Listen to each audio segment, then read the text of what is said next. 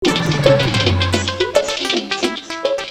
વખત થયું એવું કે મમ્મી પપ્પા અને એમનો 4-5-6 વર્ષનું એક નાનકડું ટાબરિયું, ત્રણેય જણા શોલે પિક્ચર જોઈને આવ્યા.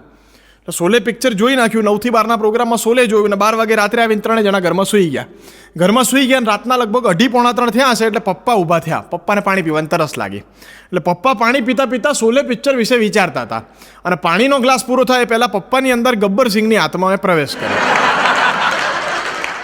એટલે બાપુજી અચાનક પાણી પીતા પીતા ગબ્બર થઈ ગયા. એટલે ધીમે રહીને એની મમ્મીને, છોકરાની મમ્મીએ બાપુજી મતલબ એમના ધર્મપત્નીને ઉઠાડ્યા એટલે પેલા આંખો ચોડતા કે હું થયું? તો કે એક કામ કર છમિયા, હમકો ભી 2-4 ઠુમકે કરકે દિખા.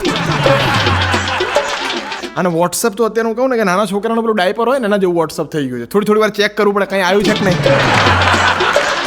ગામડામાં એક જણો છોકરી જોવા ગયો હતો ને એટલે મેં પૂછ્યું, ભાઈ તું છોકરી જોવા ગામડામાં જાય છે, વાંધો નથી ને? મને કે મને વાંધો નથી, છોકરી જો હોશિયાર હોય તો આપણને કોઈ વાંધો નથી ગામડાની હોય તો. એટલે બધું જો ભાઈ ગામડાની છોકરી છે, નાનપણથી એ ગામડામાં જેનો જન્મ થયો છે, તું એને કંઈ અઘરું ના પૂછતો ટેકનોલોજી વિશે કે તમને ખબર છે હમણાં 4G ટેકનોલોજી આવે, આવું બધું પૂછીશ એ ટેન્શનમાં આવશે. મેં કીધું એને એમ તું પહેલાં 5 સવાલ એને તું સહેલા પૂછજે ગામડા જેવા. મને કે કાંઈ વાંધો નહીં, ટેકનોલોજી સાઈડમાં. મેં તો કંઈ વાંધો નહીં. હવે એની અપેક્ષા એવી બીજું કાંઈ આવડતું ના આવડતું, વોટ્સઅપ ફેસબુક તો એને ખબર હશે ને કેમ. એટલે એને ધીમે રહીને ત્યાં છોકરીને પૂછ્યું કે તમને વોટ્સઅપ આવડે? પેલી કે ના મને આવડતું નહીં, તમે ચલાવજો, હું પાછળ બેસી જઈશ. કે આપણે બધું મહારાષ્ટ્ર, જેમ કે હું ગયો હતો 2004માં કે 5માં, હું પહેલી વખત જ્યારે મહારાષ્ટ્ર ગયો ત્યારે મેં કીધું આપણે મરાઠી શીખીએ. કંઈ નહીં તો કેમ છો મજામાં તો શીખીએ જ.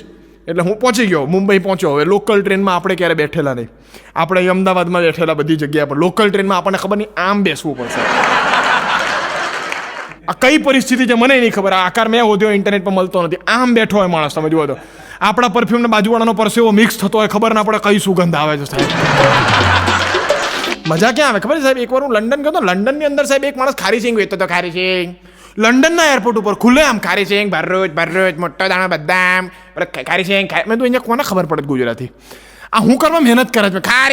ખારી સિંગ બૂમો પડે, બદામ ભરૂચ.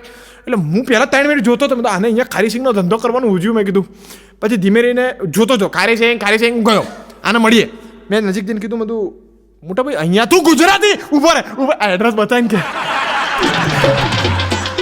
મેં કીધું હિન્દી. હા પેલો કે આતા થોડા હિન્દી મેરે કો આતા. મેં સારું ચલો કોક મળ્યું. અને મેં કીધું हमारा एक्चुअली टिकट गुम हो गया, we lost our ticket, what should we do, हमें क्या करना चाहिए? बोले देखा तुम क्या करेगा, टीसी आएगा, तुम्हें बोलेगा टिकट गुम हो गया, बोलेगा. मैं कीधું हम बोलेगा.